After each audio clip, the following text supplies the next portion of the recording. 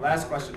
For all of you, is transportation an important enough issue, public safety side of it, especially the bridges, possibly come back and deal with that? If it's a public safety issue, is there anything more important that you all do every year here and protect the public?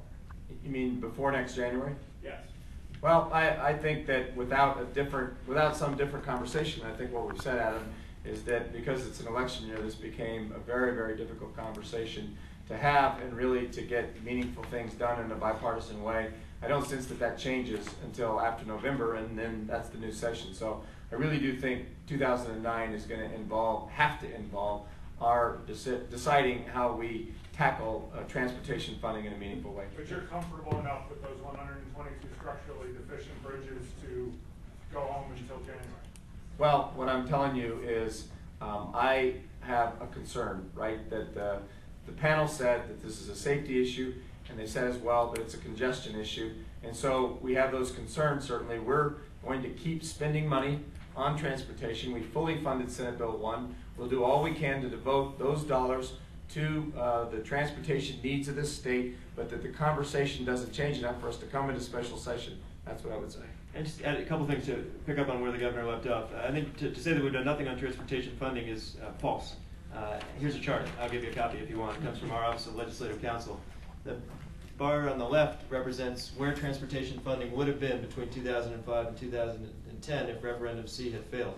About $30 million per year, 152 over those 5 years. The bar on the right represents where we are, 10 times better off, about $300 million per year, more than $1.5 billion over those 5 years. So I think this is important. I know there's a temptation on the part of a lot of folks, and it's not just the transportation lobby, it's the high-rate community and other folks who say, well, what have you done for us lately? You don't actually need to recodify Senate Bill 1.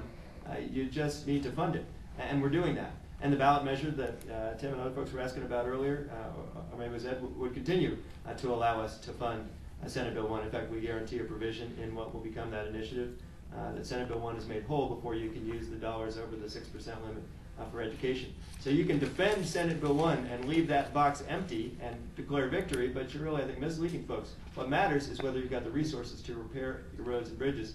Thanks to a bipartisan coalition, including a Republican governor, and majorities in both chambers of the legislature, we do. We have made progress. Is it enough? No. I think both Governor Ritter and Governor Owens' transportation departments would tell you we're still not where we ought to be.